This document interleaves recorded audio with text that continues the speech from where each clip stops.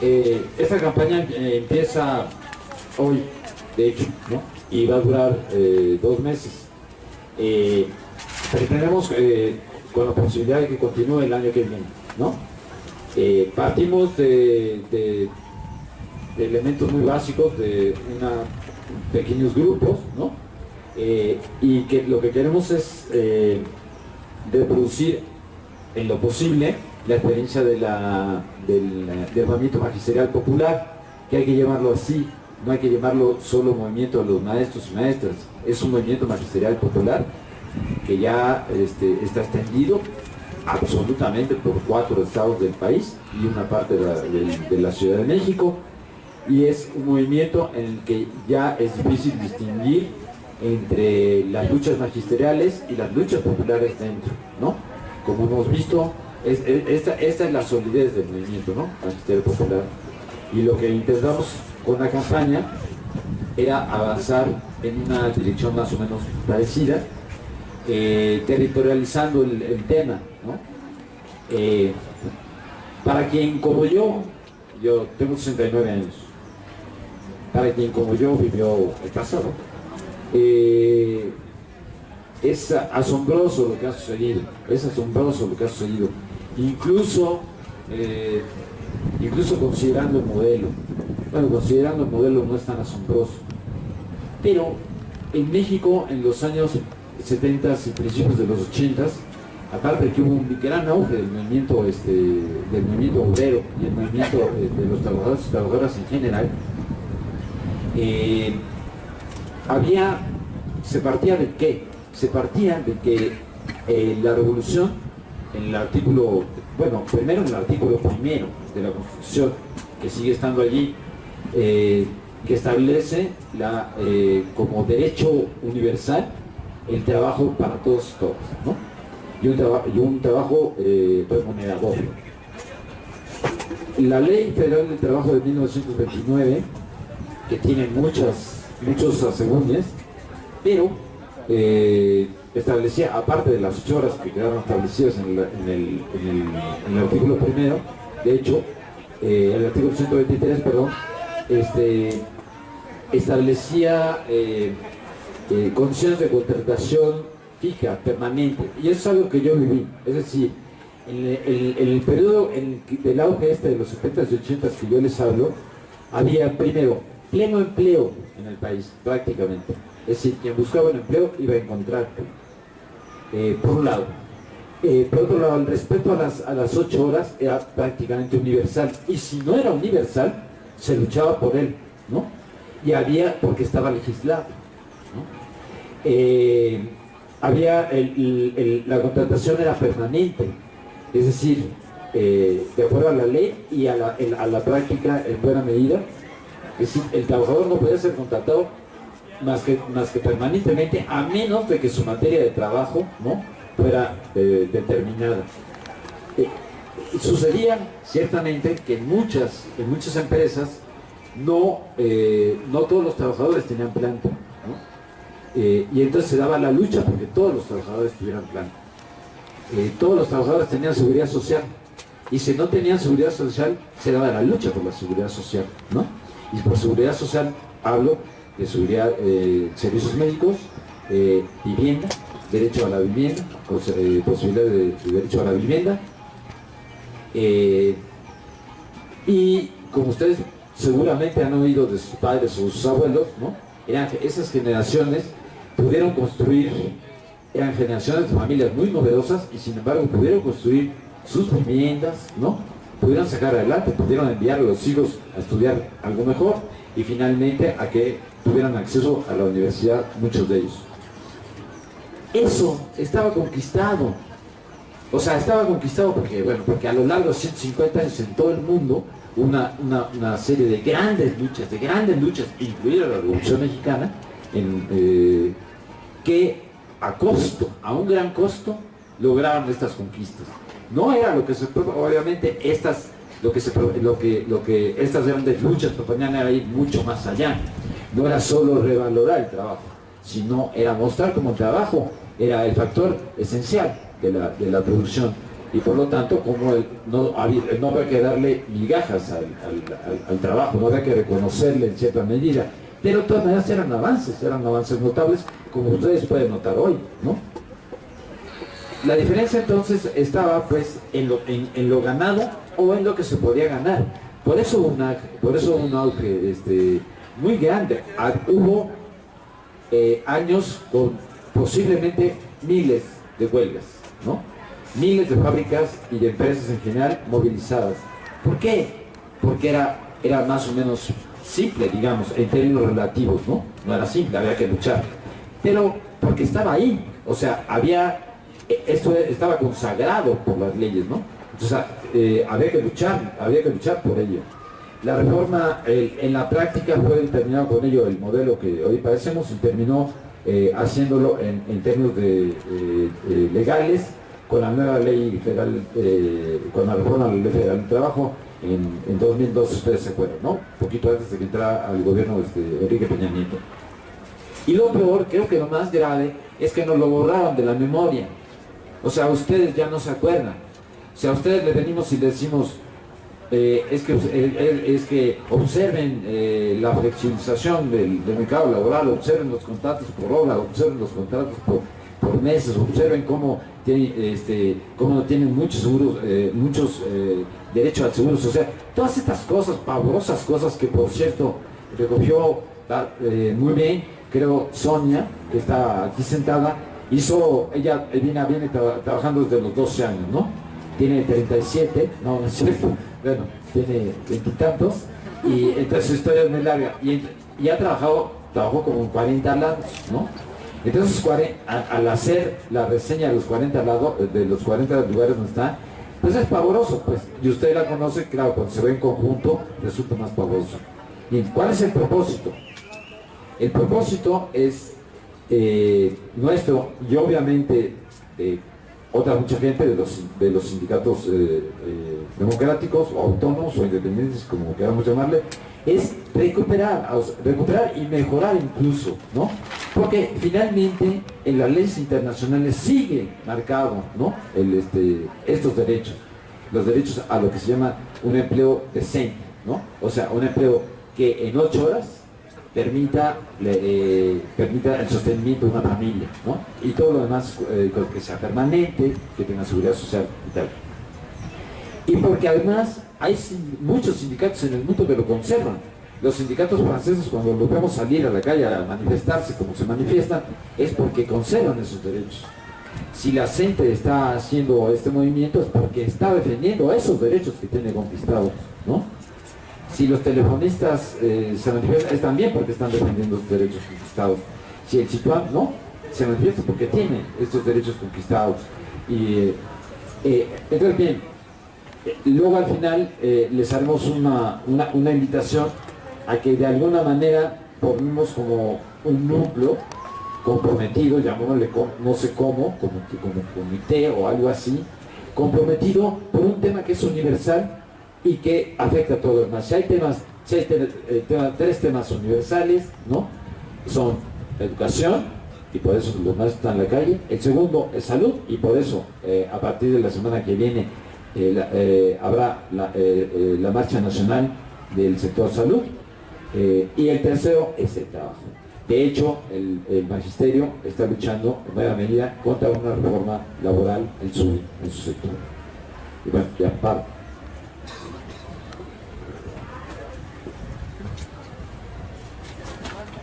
Bueno, el debate y el planteamiento de la campaña me parece que dan justamente en una de las grandes necesidades que tenemos como jóvenes y no tan jóvenes. Y me parece que hay 2 cuestiones que me parece que son fundamentales un poco entender, ¿no? La primera es el periodo en el que nos tocó vivir a nosotros. Es un periodo de la era neoliberal, llamada neoliberal, ¿no?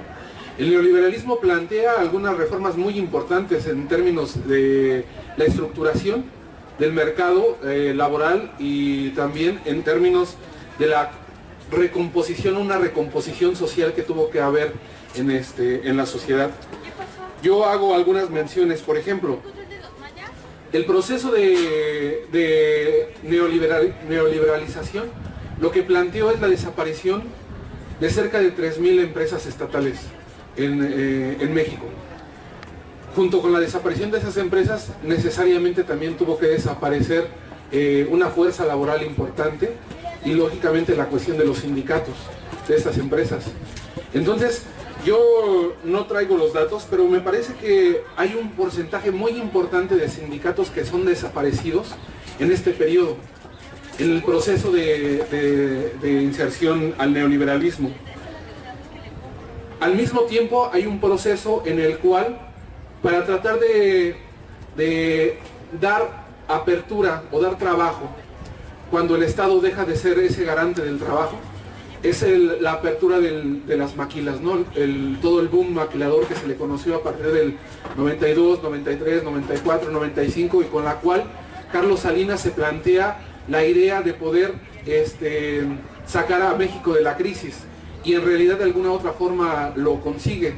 El hecho de la inserción de las maquilas en corredores perfectamente ubicados, particularmente aquellos fronterizos o aquellos que dan a algunos recursos naturales, se entiende bajo la lógica de explotar la mano de obra, y con esto la necesidad de que los salarios tengan que ser de manera paulatina más baratos, y hay una tarea, una lucha implacable contra los niveles de vida de los trabajadores y lo que significa la cuestión de la baja o los bajos salarios, que ha sido tremendo, ¿no? Creo que todos hemos escuchado que de 30 años, 35 años después del neoliberalismo, los niveles de vida han bajado aproximadamente, o más bien el poder adquisitivo de los salarios se ha perdido aproximadamente el 75%. Es decir, una situación de un ataque brutal para los derechos de los trabajadores y para los niveles de vida de los trabajadores. En estas maquilas también, la gran mayoría de los contratos colectivos que se establecen son con sindicatos amarillos o blancos, es decir, sindicatos fantasmas o sindicatos charros, ¿no? El charrismo es una lógica que ahorita no quiero tocar, que lo voy a tocar más adelantito, pero que lo que plantean básicamente es no tener ningún tipo de derechos más que los mínimos, ¿no? Una jornada laboral tímidamente defendida, algunas vacaciones, sin embargo, una lucha frontal por poder avanzar en los derechos de los trabajadores prácticamente está negada. Al mismo tiempo, se da un proceso de reducción del mercado interno. Con esta caída del poder adquisitivo, lo que hace inmediatamente el proceso, lo que hace es reducir el mercado interno. Muchas de las empresas que se cierran eran para satisfacer el mercado interno, eso prácticamente es acabado, y toda la industria es para la exportación.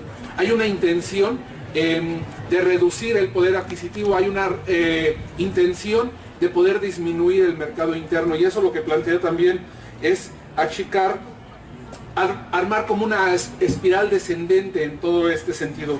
Derechos laborales, salarios, contratos colectivos, menos adquisición de mercancías y así sucesivamente.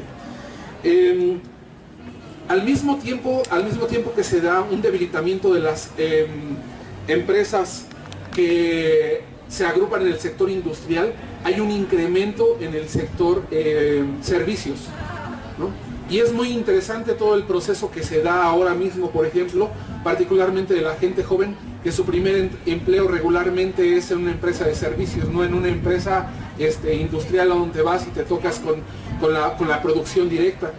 Esta situación también plantea nuevas formas de organización, porque básicamente todos por ejemplo, los chicos que entran a trabajar a un call center, básicamente no hay derechos laborales, hay sindicatos blancos o no hay derechos de sindicalización. En las tiendas, por ejemplo, de autoservicio, está negada la sindicalización. En las tiendas tú vas a ofrecer tu empleo a un pequeño negocio donde contratan hombres o mujeres que están vendiendo productos, prácticamente no tienes un derecho a sindicalizarte, ni mucho menos. Y esto también nos lleva a otro punto, la situación de los pequeños empleos. Se habla de que los pequeños empleos dan la oportunidad al 70% de los jóvenes que tienen un primer empleo. Esto ya te plantea un primer problema, porque en la Ley Federal del Trabajo, si mal no recuerdo, hay un límite para la cohesión de trabajadores para poder formar un sindicato, y esos son 20 o 22, si mal no recuerdo.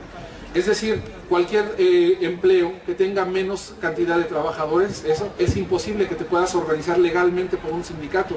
Y si tú no te organizas en un sindicato, tampoco puedes luchar por un contrato colectivo de trabajo, y lo que implica todo esto, ¿no? Es decir, luchar por tus condiciones de vida.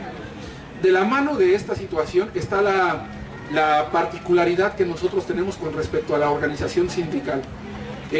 Nosotros, no quiero decir históricamente, pero a lo largo de nuestra historia, desde los primeros núcleos de organización sindical, está implícita la situación de la cooptación de los sindicatos por parte del Estado.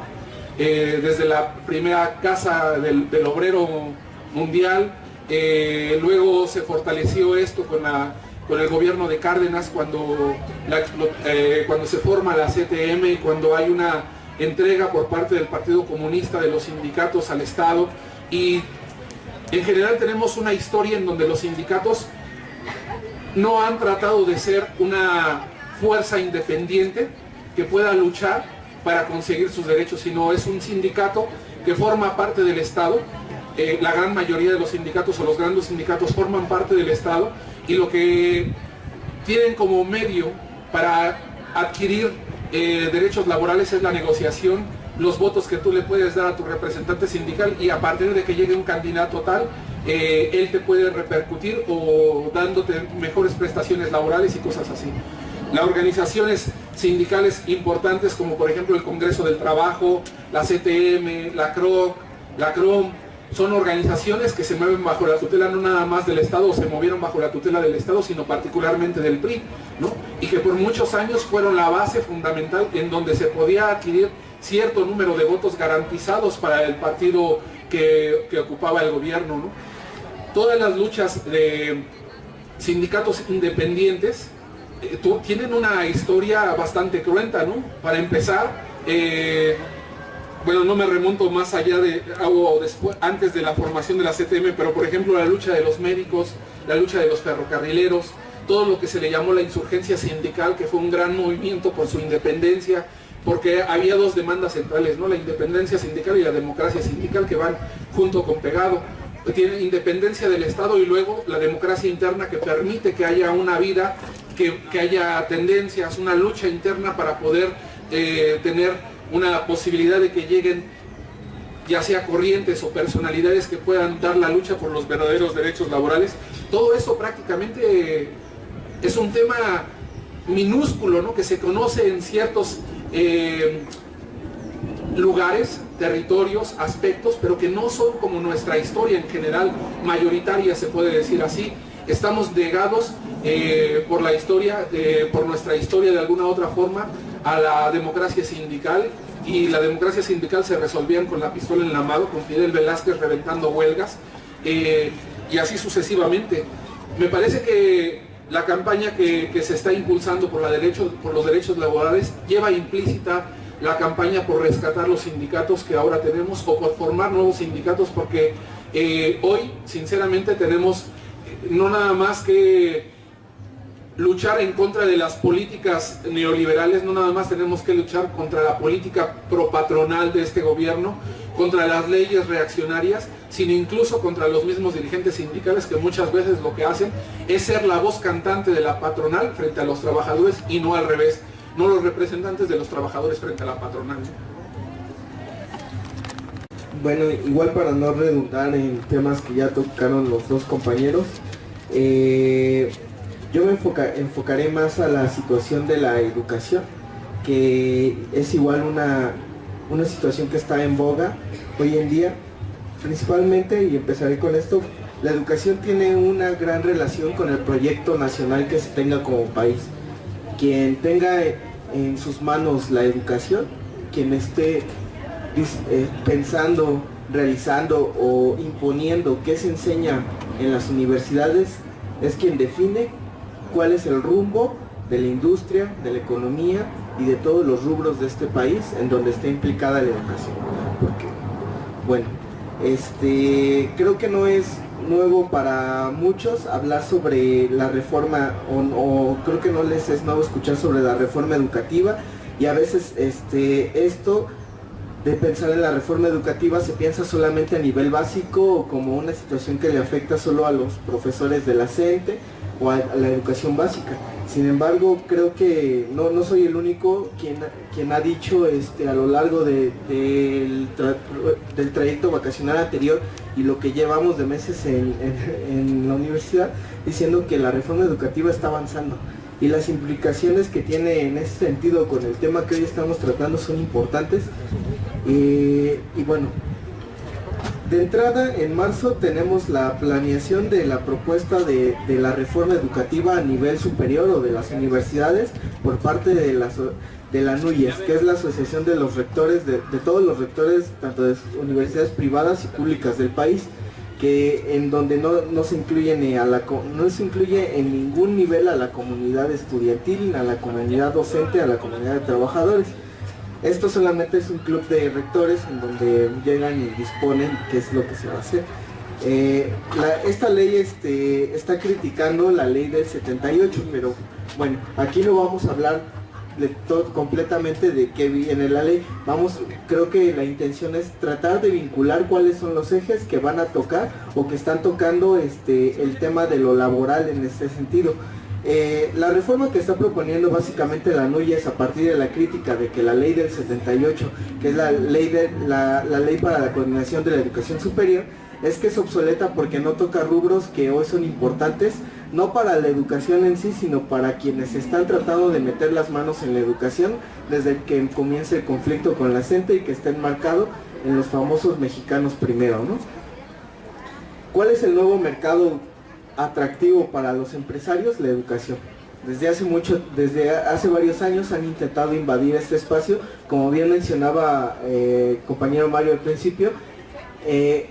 Vista la realidad chilena, en donde la mayoría de los universitarios están endeudados, donde los universitarios en Estados Unidos, en Canadá, llegan a los 40 años y siguen con una deuda universitaria que no pueden pagar o que pagan a duras penas con todo y lo que tienen que mantener aún así a sus familias, es un tema, es una situación que está tocando directamente la cuestión laboral. En la reforma que está proponiendo la NUYES, está tratando de que se dé prioridad a las formas de acreditación, evaluación y financiamiento. ¿Qué quiere decir esto? Que algo parecido que ya tenemos en la UNAM, pero que no se dice que no se dice que es parte de la reforma educativa, son las formas de acreditación y de evaluación que ya tiene nuestra universidad. Las ingenierías son evaluadas por los famosos o los llamados ISOs, y tienen índices e instancias de medición que no son de la universidad, no son propiamente de la universidad. El mismo examen del Comipems, el mismo examen del Ceneval, que antes tenían una dirección importante directamente de la UNAM para la rectoría de cómo se administraban las universidades, ahora son del sector, ahora es al revés, el sector privado es quien decide quiénes entran a la universidad y cuántos entran a la universidad. En cuestión de la acreditación, como mencionaba, son esos mecanismos, esas instancias ajenas, las que al final terminan violando la autonomía y que ya están dentro de la universidad, aunque no se diga. Estas están propuestas en la ley de coordinación para la educación superior, pero para las otras universidades, en donde todavía no está presente o donde todavía no conquistan tantos espacios. Basta pensar en la universidad como con el edificio Mario Molina, que está en el casco central de CEU, que es prácticamente un espacio para reclutar trabajadores a Bayer, para reclutar trabajadores a las farmacéuticas, que prácticamente coordina los currículums de la gente o busca los perfiles adecuados para las necesidades del mercado laboral en ese sentido.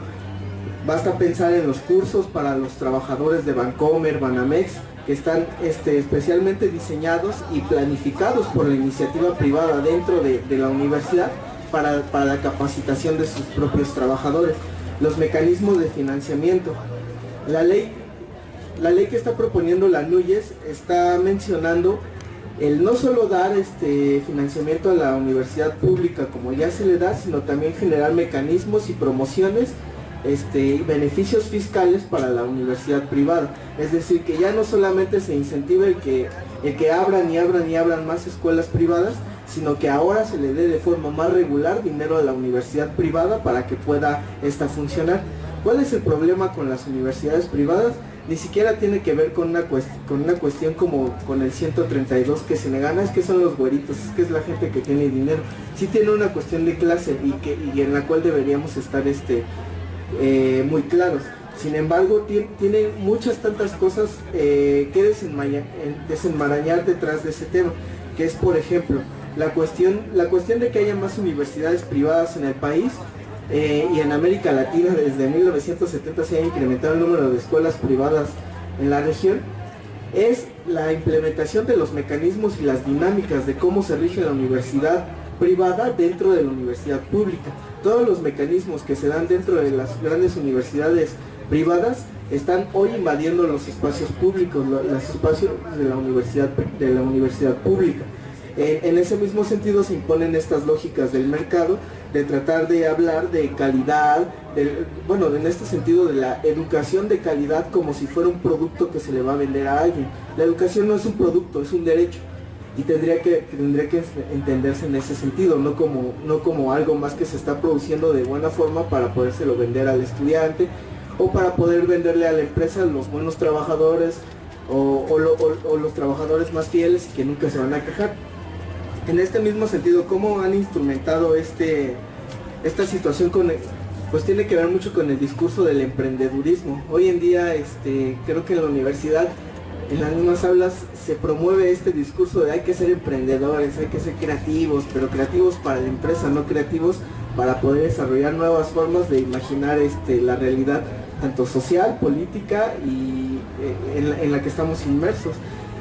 No se nos incentiva la creatividad, como se decía hace un momento, para poder desafiar los retos que encontramos en el campo laboral, y que realmente no bastan con solamente decir que todo está mal, sino con generar las propuestas que podríamos tener, que podríamos sobre la marcha empezar a generar.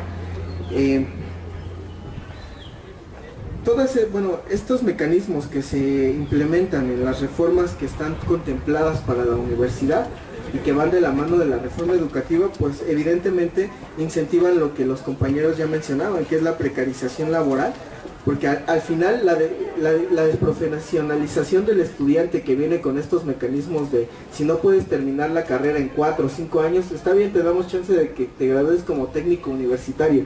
O sea, si vas en filosofía o en sociología, no hay bronca, eres técnico en filosofía, técnico universitario en sociología. Propuestas de ese tipo que no son nuevas y que se han estado planteando en la universidad son de ese grado tan ridículas que, ¿por qué mencionarlas en el tema de la desprofesionalización y de la precariedad laboral? Porque al final son realidades con las que nos encontramos como universitarios, y que al final son salidas emergentes o parches que en realidad no cubren las necesidades que se están presentando ahí, que no llegan a la raíz del problema, la deserción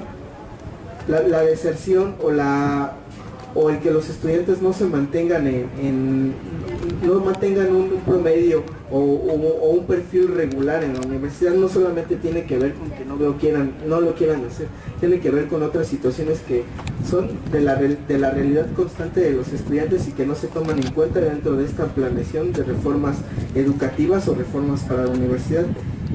Y por último, la universidad al final está terminando por ser una maquila de conocimiento, y como decía hace un momento, el conocimiento ¿para quién? ¿A quién le beneficia lo que se produce en las investigaciones, lo que se produce en los centros en los centros académicos? ¿A quién le beneficia? ¿Cuál es el perfil hoy día del egresado?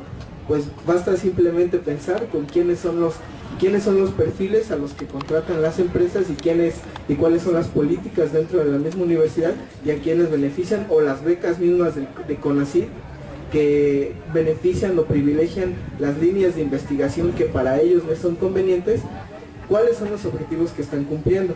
He ahí que, y para tratar de cerrar, tendríamos que entender lo que está sucediendo en la universidad, o lo que vivimos día a día, no como algo alejado de la situación laboral, o no como la lucha por los derechos laborales, como algo que es alejado de la vida del universitario. creo que tendríamos que entender que estamos siendo parte de un proceso que está caminando y que está empeorando, no solamente porque ya al salir a trabajar no tenemos deberes, sino que se está instrumentando dentro de la misma universidad los mecanismos para que nosotros tengamos o salgamos con menos herramientas para poder disputar, y que al final ellos están determinando cómo debe ser tanto el perfil como el deber ser del estudiante. Ayer me comentaba un ejemplo un compañero de aquí de Cuautitlán sobre una situación en las clases de administración, que al final no son clases que están destinadas a no están destinadas a llevar a criticar o a plantear situaciones concretas de los estudiantes, sino enseñan a los estudiantes a ser mejores empleados, cómo ser el mejor empleado para la empresa, cómo ser el empleado más obediente. Y es una realidad que creo que no solamente se vive en un plantel, creo que en toda la universidad vivimos esta realidad en donde desde las aulas se nos enseña o se nos impone cómo debería ser o cuál debería ser el deber ser del estudiante dentro de estos mecanismos que se integran a la realidad de la precariedad laboral. Gracias.